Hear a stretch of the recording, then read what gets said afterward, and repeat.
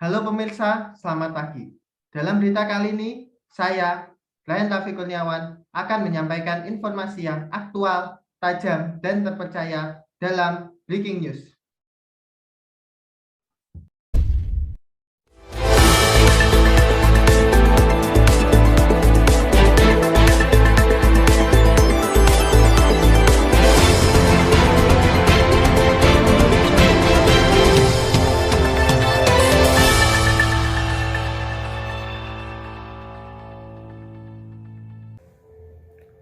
Pemirsa, COVID-19 yang telah terjadi sejak tahun 2020 telah berdampak luas terhadap ekonomi global sepanjang tahun 2020 hingga tahun ini.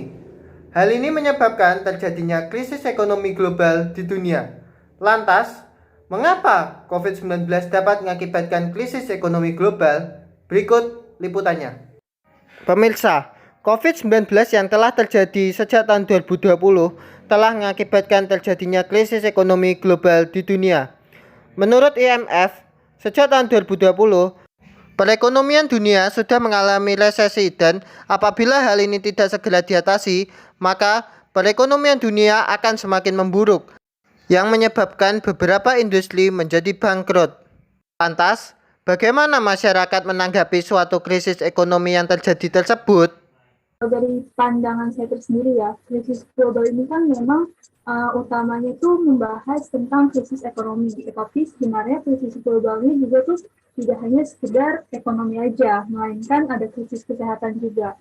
Dan seperti kita ketahui bahwasanya semua yang terjadi akibat COVID ini tuh terjadi secara tiba-tiba ya. Jadi pertama menanggapinya pasti kita harus ikut kebijakan-kebijakan dan juga anjuran-anjuran dari pemerintah yang telah ditetapkan pemerintah, mulai dari anjuran kesehatan, lalu juga pemerintah kan membuat kebijakan tentang ekonomi. Pastinya kita juga harus beradaptasi dalam kebijakan-kebijakan itu semua ya pertama. Karena kan semuanya tuh dari kehidupan normal berubah drastis gitu gara-gara COVID ini. Jadi saya menanggapinya yaitu pertama ya harus beradaptasi dengan keadaan yang ada supaya kita juga bisa istilahnya itu bisa survive di dalam keadaan ini. Seperti itu. Breaking News melaporkan. Pemirsa, krisis ekonomi global yang diakibatkan oleh pandemi COVID-19 telah mengakibatkan beberapa kasus di dunia, yaitu industri menjadi bangkrut dan pengangguran yang meningkat. Hal ini harus kita hadapi agar tidak terjadi kemungkinan yang terburuk di masa depan. Lantas, bagaimana cara kita menghadapi krisis ekonomi global di masa pandemi ini? Berikut wawancara saya sendiri dengan salah satu ibu guru di Tulungagung. Ya, saya Ryan Taufik Kurniawan. Hari ini saya bersama Ibu Srinaton. Assalamualaikum Ibu Srinaton. Waalaikumsalam warahmatullahi wabarakatuh. Ya, saya di sini ingin bertanya tentang pandemi COVID-19 ini telah menyebabkan terjadinya kehancuran ekonomi dunia. Nah, kira-kira bagaimana Ibu menanggapi terjadinya krisis global ini akibat COVID-19? Maksud saya menanggapi secara pribadi apa secara umum? Secara pribadi. Oke, kalau secara pribadi, yang pertama untuk kita harus menenangkan diri kita dulu, ya. Kita harus menenangkan diri kita dulu, terus kita bekerja sebagaimana mestinya. Apapun yang dapat kita lakukan untuk meningkatkan atau untuk memenuhi kebutuhan keluarga terutama, kita harus kita harus bekerja. Nah, bekerja sekarang ini kan ada pembatasan. Jadi bekerja pun juga dari rumah, gitu ya, dari rumah. Nah, kalau bekerja dari rumah, apa bisa semua terpenuhi? Insya Allah bisa. Nah, yang kedua yang harus kita pahami dalam krisis global ini, kita harus bisa memanfaatkan sesuatu yang ada di dekat kita. Misalnya kalau kita ingin belanja, kita belanja yang ada di dekat kita, ada atau tidak. Kalau memang kebutuhan yang dibutuhkan itu tidak terlalu penting, maka kita bisa menunda pembelian kebutuhan itu, ya. Nanti kalau sudah keadaan betul-betul aman dan stabil, kita bisa melakukan pembelian atau pengadaan barang yang tadinya belum pernah bisa kita adakan. Yang jelas yang pertama kita butuhkan yaitu untuk memenuhi kebutuhan pokok, kebutuhan akan makan, kebutuhan akan kesehatan. Itu yang paling penting. Lalu untuk secara umum ini bagaimana? Secara umum kita juga harus melihat keadaan ya, dan misalnya negara Indonesia yang harus dilakukan itu pertama meningkatkan kalau bisa pembelian masyarakat atau permintaan. Dengan banyaknya permintaan maka nanti produsen akan menghasilkan barang lebih banyak. Nah, untuk menghasilkan barang lebih banyak otomatis nanti akan diperlukan banyak tenaga kerja sehingga bisa mengurangi pengangguran. Nah, dengan adanya orang-orang yang bekerja maka bisa meningkatkan pendapatan nasional. Kalau pendapatan nasional meningkat, otomatis kesejahteraan masyarakat juga meningkat. Gitu.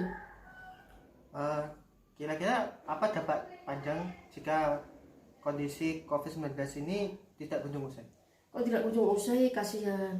Karena banyak nanti masyarakat yang tidak bisa bekerja secara penuh. Kalau masyarakat tidak bisa bekerja secara penuh, otomatis penghasilan masyarakat akan kecil. Sehingga kebutuhan masyarakat tidak terpenuhi, kesejahteraan masyarakat juga tidak bisa tercapai. Ya.